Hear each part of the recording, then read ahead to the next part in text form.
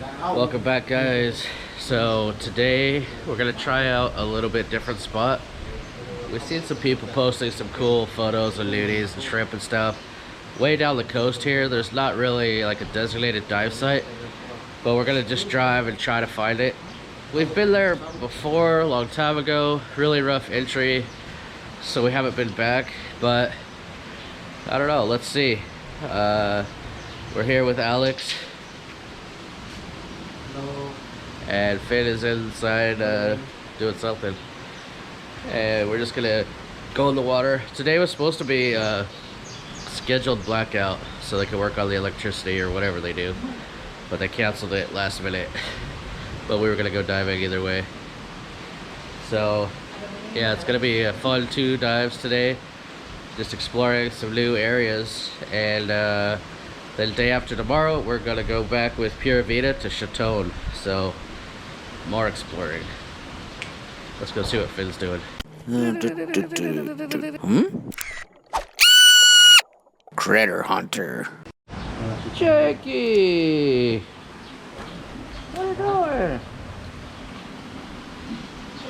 Where you been? Why are you so fat? What are you eating, P? Puto on chocolate. What's that called? Sticky rice. Sticky you know, rice? There's a lot in Thailand. Walking. Why are you and Jake sharing breakfast? Because sharing is caring. He doesn't share with you? Yeah, but sometimes he's telling me I'm full. Yucky. So this is sticky rice with chocolate? Yeah, this is the chocolate here. Chocolate sauce? Yeah. Ooh, that's hot. Oh. And sticky rice? Yeah. That's a really weird combination. Yeah, those waves are pretty big. We're still gonna go. I don't know if you could even see that from here. Just from that outside, it's just not a good shot. Yeah. We're gonna park over here somewhere and what do you think? Good spot? Should be, yeah. For diving, I mean. When is the last time we were here? Like 3 months ago? Yeah, we just did like one. Is that? I don't know. I feel like this is the spot where we saw the tiger shrimp, but I can't remember. We might be further down. Yeah, that might have been closer to your house. Yeah. Well, let's see. Wow. Nice and peaceful. The tree is drowning. I think we have a great chance. Looks kind of sandy right there. Oh yeah, we can go in there.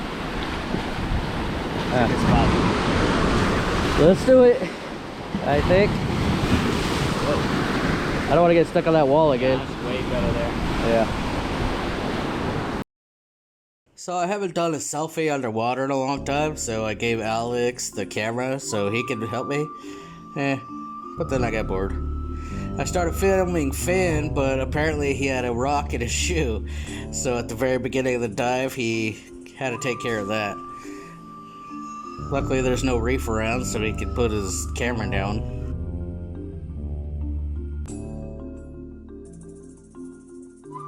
You got it, buddy.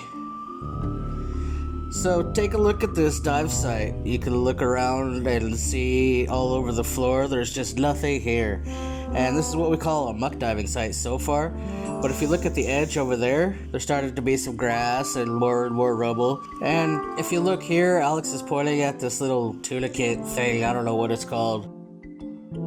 And this is what was on it. Little tiny flatworms. And there's an even tinier one on the left.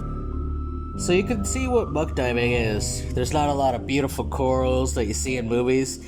It's just looking out in the middle of nowhere where people don't normally go. And that's where you find a whole different universe of these critters.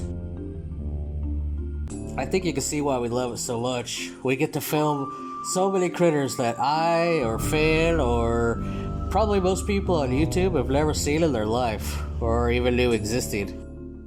This guy turned out to be kind of hard to film because it was only about 3 meters deep, and the surge and the waves were pushing me and them back and forth. We ran into this little Pegasus sea moth. These guys are always so ugly, but also So cute. The problem with these guys is I have to film them in slow motion, because as soon as they see me coming, they put their back to me. I never really get good shots of their faces. But either way, they're really cute, always fun to film. And if you see one, you should look around, because sometimes there's two. They like to hang out in pairs. But not today.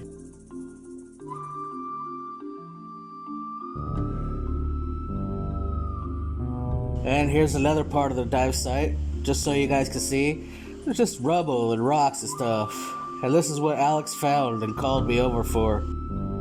This little nudie break, and it's a brand new one that I've never filmed before. And I thought it was a flamboyant, but it was a different species altogether. A great little nudie for Project Nudie Break.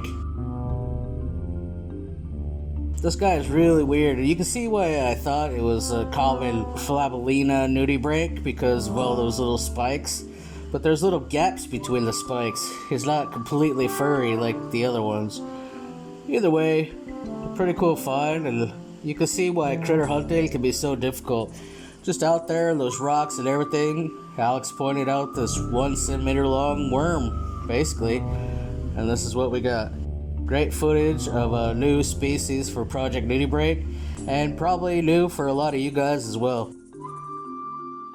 You'll definitely be seeing this guy featured in our book. That, by the way, is going to be done in a week or two.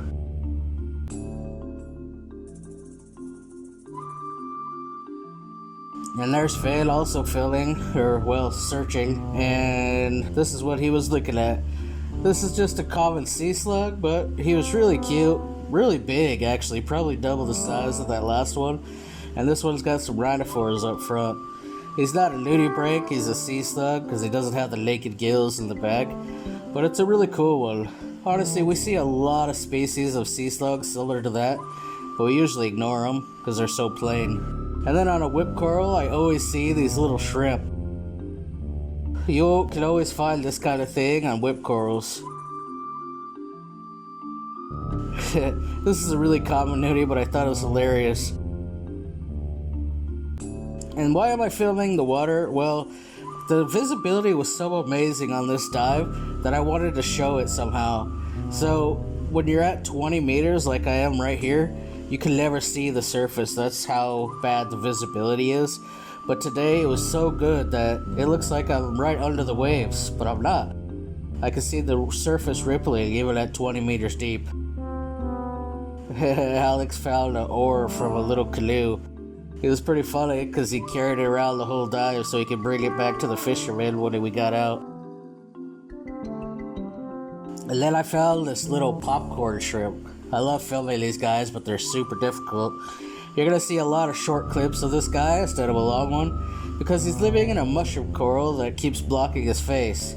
It's not the easiest thing to film, and you're never supposed to touch anything, so yeah, it's just not easy. If you look really closely, you can see he's surrounded by his eggs as well. But yeah, I had to film this constantly and just hope that the little coral would get out of the way and give me a good shot of his face. These guys are really small, but this one was actually pretty big for a popcorn shrimp. I'd say about the size of a marble. Pretty awesome shot. I like these guys. I see them all over, but they don't always have eggs like this. You can't see it in the shot. It's just nearly impossible, him hiding in the coral like that. But hey, another cool find. And at the end of the dive, we came upon coral. No more muck diving, and you can see how much coral there was on this site. At the end. Not the whole dive site, but at the end. And you know what? This is why we don't go muck diving or critter hunting in corals. Just look how many hiding spots there are. Even when you do find little critters in the corals and in the nooks and crannies, they're usually able to get away and hide. There's nowhere to set your camera, you know, you can't just lean it in the sand. It's just a nightmare for filming, even when you do find critters. So you can see why we spend most of our dives out in the mucky areas, and that's where we find the most awesome critters. That being said, Finn is filming this abandoned trap. It was pretty sad because it was still catching fish. Thank you guys for watching. I will see you tomorrow. Bye.